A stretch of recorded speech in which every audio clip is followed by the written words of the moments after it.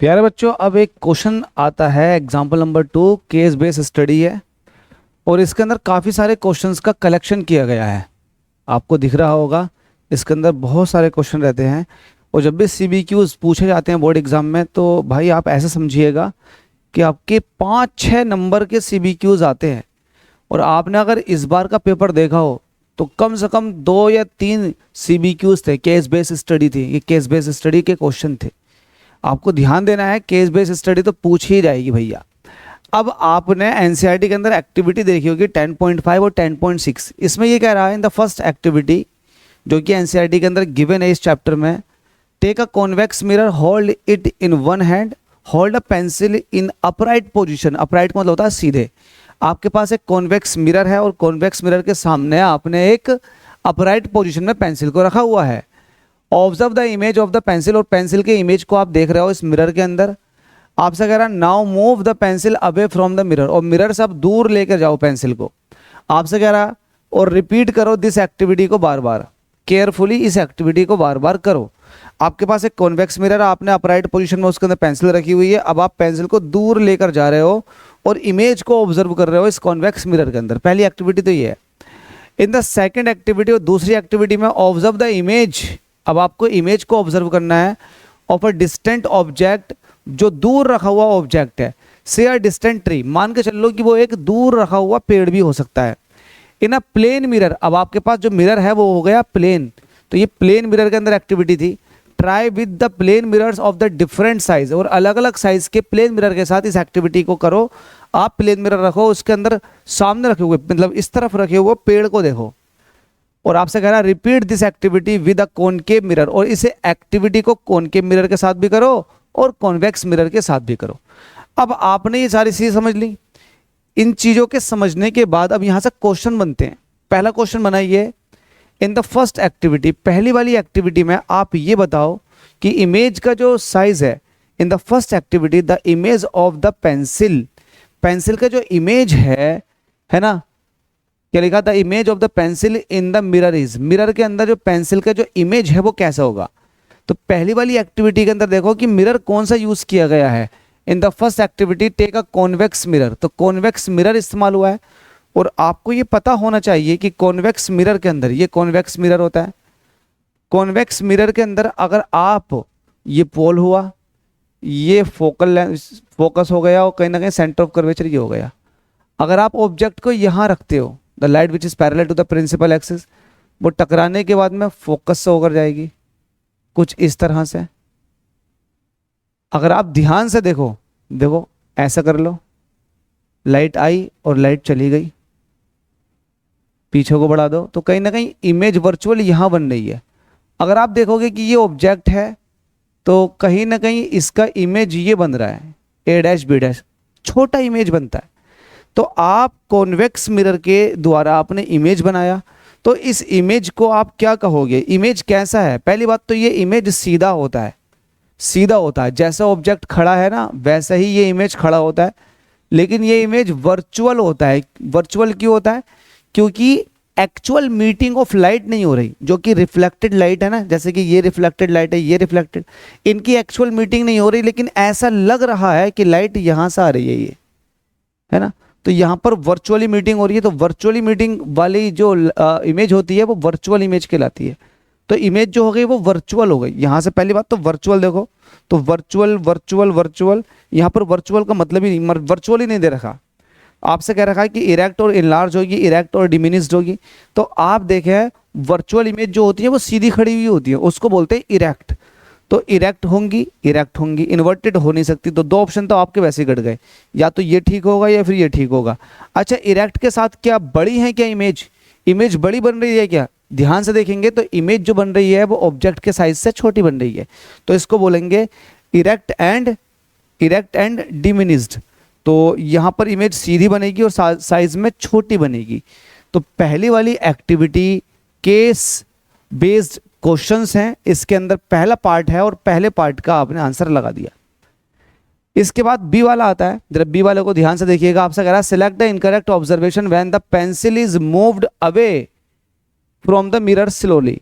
अब आपको क्या करना है, जो आपके पास कॉन्वेक्स मिरर है उससे दूर लेकर जाना है। किसको लेकर जाना है? अब आपको ऑब्जेक्ट को।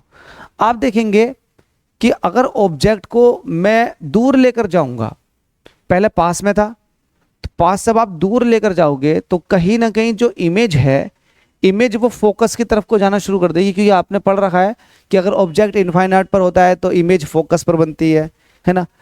ऑब्जेक्ट को आप beyond the centre of curvature ले आओ तो इमेज भी जो है बियॉन्ड द फोकस और सेंटर ऑफ कर्वेचर के बीच में आ जाती है। तो जैसे जैसे आप ऑब्जेक्ट को दूर लेकर जाओगे वैसे वैसे जो इमेज है वो कहां पर शिफ्ट होना शुरू हो जाएगी? फोकस की तरफ को। तो अगर इनफाइनाइट पर पहुंच गए ऑब्जेक्ट तो इमेज डिमिनिश्ड बन जाएगी, बहुत छोटी बन जाएगी और बनेगी कहां? फोकस पर। तो इसका मतलब आपने यहां से ये तो समझ लिया कि जब आप ऑब्जेक्ट को दूर लेकर जाओगे, अवे फ्रॉम द मिरर लेकर जाओगे, अवे फ्रॉम द मिरर, तो जो इमेज का साइज है वो कैसा हो जाएगा? स्मॉलर। तो इसका मतलब द इमेज बिकम्स स्मॉलर। एक तो ये वाला हो गया इसका आंसर। ये आपकी एडवोकाट की बुक के अंदर गलत दे रखा, उन्होंने थोड़ा सा मिस्टेक कर दिया। इमेज कैसा हो जाएगा? स्मॉलर। दूसरा आपसे कह रहा है the image move from the pole towards the focus. Image जो है कहां से कहां को चली जाएगी? Image moves from pole towards the focus. आपसे पूछा गया है इनकरेक्ट बताओ, इनकरेक्ट, ये भी ध्यान देना भाई।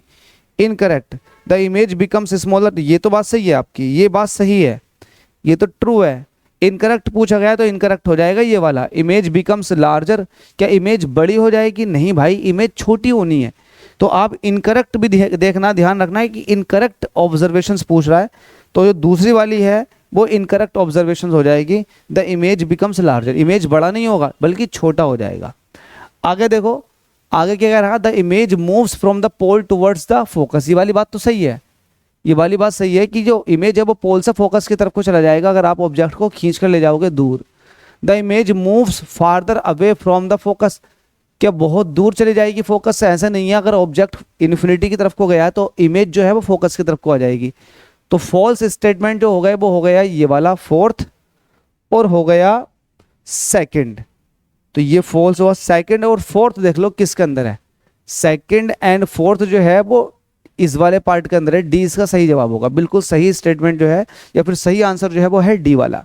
ठीक है, इस तरह के CBQs आते हैं, बड़ा दिमाग लगाना पड़ता, आपको सोचना पड़ता। और भाई जिसके कॉन्सेप्ट अच्छे होते हैं ना, जिनकी प्रैक्टिस अच्छी होती है, वो CBQs बड़े अच्छे से लगा लेते हैं। अगला क्वेश्चन देखो, आपसे कह रहा है can full length image of a distant object be seen in a plane mirror.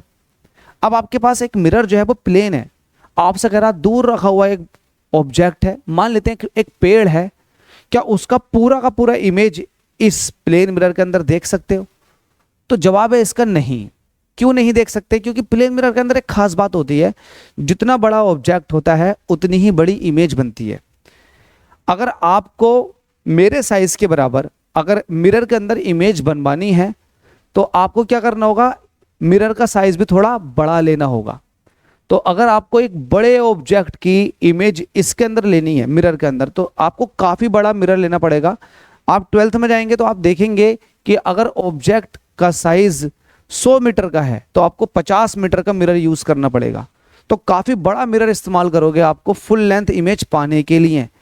ऐसे अब एक बात और ध्यान रखना कि जितना बड़ा ऑब्जेक्ट उतनी बड़ी इमेज बनती है, जितना बड़ा ऑब्जेक्ट होता है उतनी बड़ी इमेज बनती है। तो आप एक छोटे मिरर के द्वारा फुल लेंथ इमेज दूर रखे हुए ऑब्जेक्ट का नहीं ले सकते।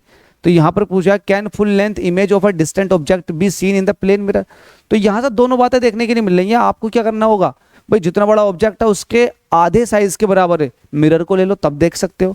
अब बहुत बड़ा पेड़ है तो आपको आधा पेड़ के आधे साइज के बराबर मिरर लेना पड़ेगा उसका पूरा इमेज लेने के लिए। तो आप कहीं ना कहीं अगर छोटे मिरर की बात करोगे तो उसमें फुल लेंथ इमेज लेना पॉसिबल नहीं है। तो इसका आंसर आ जाएगा नो। अब डी वाले को देखो, can full length image of a distant object B obtain in a concave mirror. भाई कॉनकेव मिरर के अंदर डिस्टेंट ऑब्जेक्ट का अगर फुल लेंथ इमेज लोगे तो आपको पता है ना, अगर डिस्टेंट ऑब्जेक्ट है, बहुत दूर ऑब्जेक्ट रखा हुआ है कॉनकेव मिरर से, ऐसा मान लो इनफाइनाइट पर रखा हुआ, तो कहीं ना कहीं फोकस पर इमेज बनेगी, रियल बनेगी, इन्वर्टेड बनेगी और बहुत ही छोटी बनेगी, डिमिनिश्ड इमेज बनेगी जिसको आप ठीक से पहचान भी नहीं पाओगे।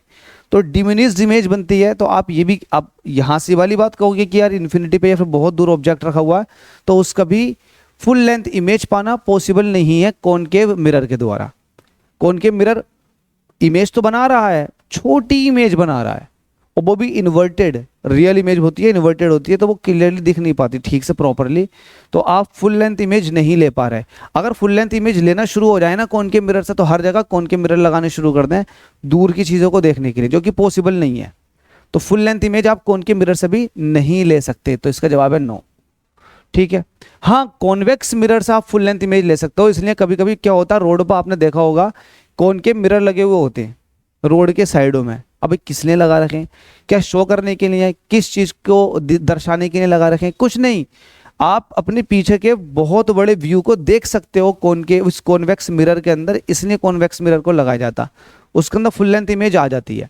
अब देखो ई वाले पार्ट को देखो, आपसे क्या रखा एसर्शन में, full length image of a distant object such as a tall building can be seen in a convex mirror. बात सही है, आप कॉन्वेक्स मिरर के अंदर एक टॉल बिल्डिंग का इमेज देख सकते हो, उसके अंदर बन जाता है, क्योंकि कॉन्वेक्स मिरर हमेशा वर्चुअल और इरेक्टेड इमेज बनाता है, तो आप बड़ी चीज़ का इमेज पा सकते हो कॉन्वेक्स के अंदर। अच्छा, रीज़न क्या है? रीज़न देखो, a convex mirror has a greater focal length than a concave mirror of the same aperture. गलत बात। अगर सेम एपर्चर के कॉन्वेक्स और कॉनकेव मिरर है ना, तो भाई दोनों की फोकल लेंथ ही सेम होगी, तो ये वाली बात तो गलत बोल दी। दोनों की फोकल लेंथ सेम होगी, यहाँ पर अलग अलग नहीं हो सकती। तो रीजन फॉल्स है, लेकिन एसर्शन ट्रू है। तो आप देखें both A and R true, गलत, ये वाला गलत। Both A and R false true, but नहीं भाई, एसर्शन तो आपका ट्रू है लेकिन रीजन फॉल्स है। Assertion is true but reason is false, तो सी वाला इसका सही जवाब हो जाएगा। होप सो आपको मेरी बात समझ में आ रही होगी मैं क्या बताना चाह रहा था यहाँ पे। तो ध्यान रखना, अगर आपके पास सेम एपर्चर के हैं तो फोकल लेंथ सेम होंगी, लेकिन अगर आपको फुल लेंथ व्यू पाना है तो आपको कॉन्वेक्स मिरर ही यूज करना पड़ेगा। इसलिए साइड जो रियर व्यू मिरर होते हैं ना, कार के अंदर लगे हुए, ट्रक के अंदर लगे हुए, बसों के अंदर लगे हुए, बाइक के अंदर लगे हुए, भाई वो कॉन्वेक्स मिरर ही होते हैं, साइड व्यू मिरर, क्योंकि उनके अंदर फुल लेंथ इमेज आप देख सकते हो डिस्टेंट ऑब्जेक्ट की। कॉनकेव नहीं यूज कर सकते, क्योंकि कॉनकेव इन्वर्टेड इमेज बनाता है डिमिनिश साइज का, छोटे साइज का, तो फुल लेंथ इमेज उसका भी नहीं आ रहा। तो ध्यान रखना, आप रियर व्यू मिरर जो होते हैं वो कॉन्वेक्स होते हैं, इसलिए आप फुल लेंथ इमेज पाने के लिए कॉन्वेक्स मिरर का इस्तेमाल करते हैं। तो इसके अंदर इतना ही पार्ट था। एग्जाम्पल 2 जो है वो केस बेस्ड स्टडी है, यहाँ पर CBQs पूछे गए थे, आपने लगा दिए। उम्मीद करता हूँ समझ आ गया होगा। डाउट है तो कमेंट कर दें, और अच्छी लग रही है वीडियोस तो आप मुझे मोटिवेट करें, बाकी सारे क्वेश्चंस इसी तरह से अपलोड कर दूंगा आपके लिए।